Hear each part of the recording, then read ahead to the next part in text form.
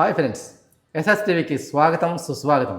SSTV అనగా Shankar versus Srinivas ఇచ్చట అన్నీ విశ్లేషించబడినాం. ప్రస్తుతం ఐపీఎల్ సీజన్ నడుస్తుంది కాబట్టి ఐపీఎల్ మ్యాచ్ల గురించి మాట్లాడుకుందాం. ఫస్ట్ ప్లే ఆఫ్ జరిగింది రాత్రి, ఓకే, దాని గురించి తర్వాత మాట్లాడుకుందాం. ఇప్పుడు సెకండ్ ప్లే ఆఫ్ ఎలిమినేటర్ గురించి మాట్లాడుకున్నప్పుడు ఇప్పుడు ప్లే ఆఫ్ కాదు, ఎలిమినేటర్ మీద. అంటే ఈ మ్యాచ్లో ఓడిపోయిన వాళ్ళు ఇక ఆల్మోస్ట్ ఆల్ అస్సాం, గెలిచిన వాళ్ళు మాత్రం నెక్స్ట్ క్వాలిఫైర్కి ఆడబోతున్నారు. ఓకే, ఇప్పుడు మనం మ్యాచ్ గురించి మన బాలశంకర్ గారితో మనం మాట్లాడుకొని అలాగే Balashankar, how are you man? నీరసంగా ఉండమైంది రాత్రి ఒక్క దెబ్బకే?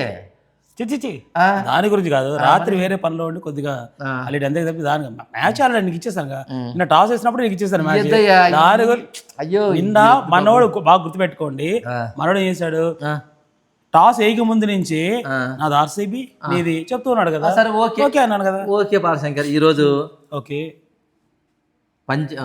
ముంబై వర్సెస్ ఎంఐ జీటీఎం, సరే GT versus Mumbai Indians, Gujarat versus, తెలుగులో చెబుతా, తెలుగు వారు అన్నాం, తెలుగే మాట్లాడాలి. గుజరాత్తో ఈరోజు గుజరాత్ తలపడబోతుంది. ఈ మ్యాచ్ ఎలిమినేటర్ అనమాట. ఓడిపోయిన వాళ్ళు అస్సాం, గెలిచిన వాళ్ళు నెక్స్ట్ క్వాలిఫైర్కి నిన్న ఓడిపోయారు చూడు, వాళ్ళతో ఆడతారు అన్నమాట గెలిచిన వాళ్ళు.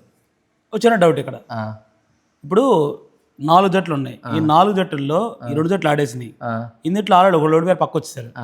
ఓకే కదా, ఇప్పుడు 2 జట్లు ఆడుతున్నాయి, ఈ 2 జట్లలో ఓడిపోయింది అస్సాం వెళ్ళిపోయింది అంటున్నావు, గెలిచిన వాళ్ళు ఈ ఓడిపోయిన వాళ్ళతో ఆడతారు. ఎందుకు అలాగా అలా పెట్టారు రూల్ మరి. అంటే నాకు అర్థం కాదు ఏంటంటే, ఇప్పుడు ఫస్ట్ మ్యాచ్ కనుక ఒకేలా కనుక జీటీ కానీ లేకుంటే ఎంఐ కానీ ఆడుంటే ఇప్పుడు ఫస్ట్ నెక్స్ట్ మ్యాచ్ గెలిచే వాళ్ళకి దీంతో ఆడే ఛాన్స్ ఉండేదిగా, అలా ఎందుకు రాలేదు?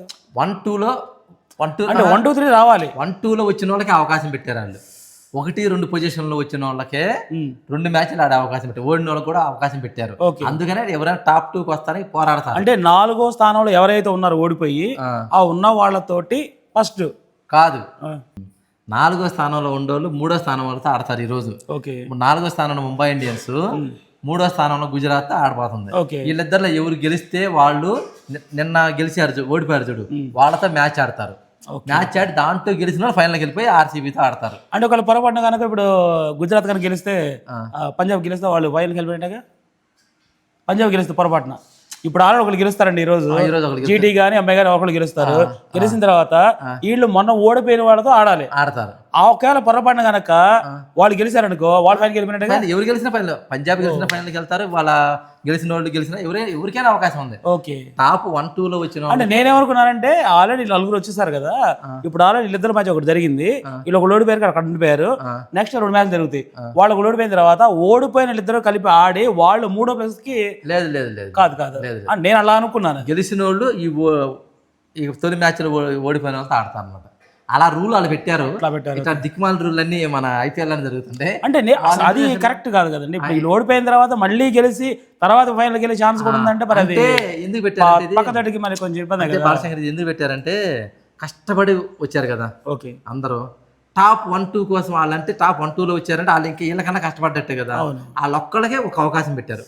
ఓకే, టాప్ 1-2లో నిలిచిన వాళ్ళకే 2 అవకాశాలు ఉండేట్టుగా పెట్టారు. అది వాళ్ళ ఉద్దేశం ఏంది మనకు తెలియదు బాలశంకర్, అంతా మనకి ఎందుకు, మనం రాసేస్తున్నాను. ముంబై వర్సెస్ గుజరాత్, ఇక అది ఇండియా.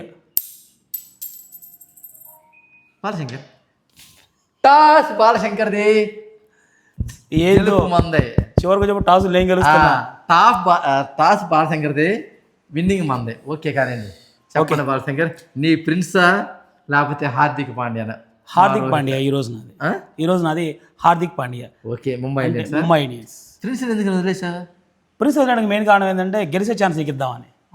అది లేదండి, ఇప్పుడు ఫస్ట్ నుంచి మనోడు దాదాపు జరిగిన 70 మ్యాచ్ల్లో, ఈ 70 మ్యాచ్ల్లో దాదాపు 60 మ్యాచ్లు నేనే గెలిచాడు. 10 మ్యాచ్లో మనోడు ఎక్కడో గుడ్డెండి గెలిచాడు. అందుట్లో ఒక 4-5 మ్యాచ్లకి అయితే వీడియోలు కూడా చేయలేము మేము, వాడు కూడా గెలిచాడు. సరే లాస్ట్ మూమెంట్ మనోడికి ఇద్దాంలే, ఎట్లయితే వాడు గెలిచిన ఒకటే నేను గెలిచిన ఒకటే కాబట్టి ఇబ్బంది లేదు దాంట్లో.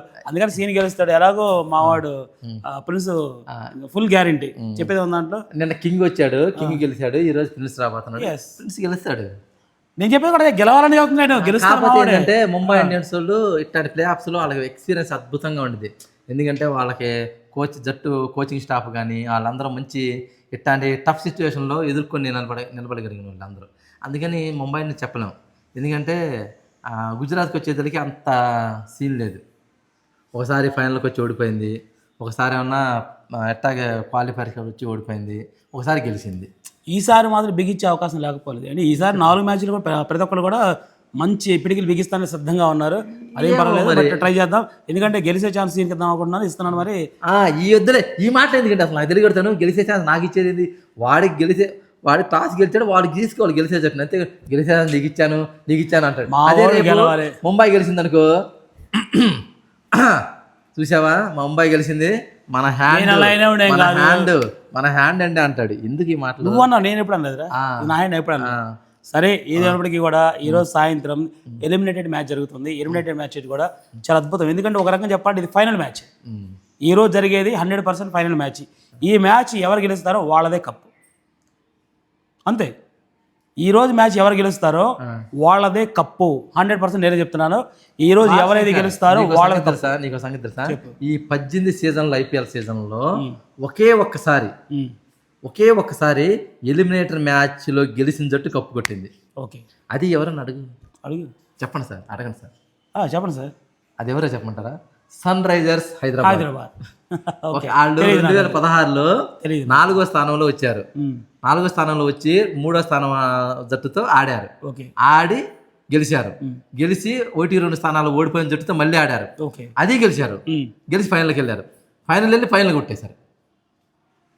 చెప్పలేము, ఎందుకంటే ఒక్క బ్యాట్స్మెన్ రాణించిన అంటే వసీలా ఉంటాడు కదా, ఇప్పుడు వాడిదైన రోజున ఖచ్చితంగా రాణిస్తారు. నిన్నటికి 9 సంవత్సరాలు.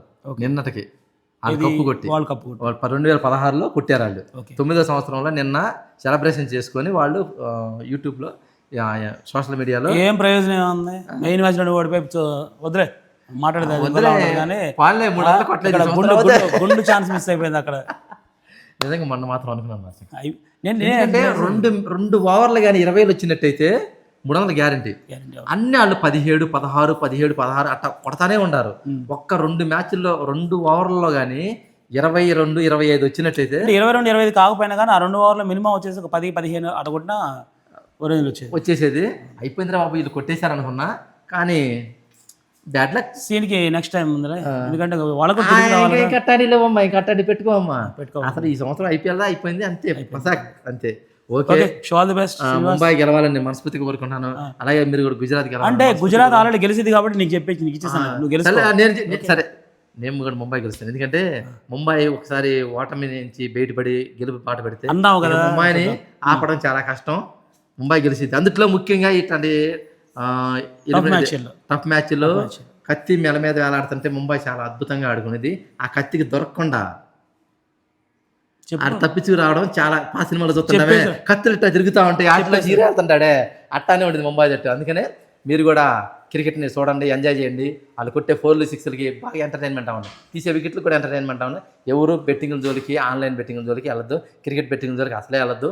మీ డబ్బు నష్టపోవద్దు, మీ ఫ్యామిలీని రోడ్డున పడేది. ఇదే మా ఛానల్ యొక్క ముఖ్య ఉద్దేశం. దయచేసి అందరూ పాటిస్తారని మనస్ఫూర్తిగా కోరుకుంటూ నమస్తే, బాయ్.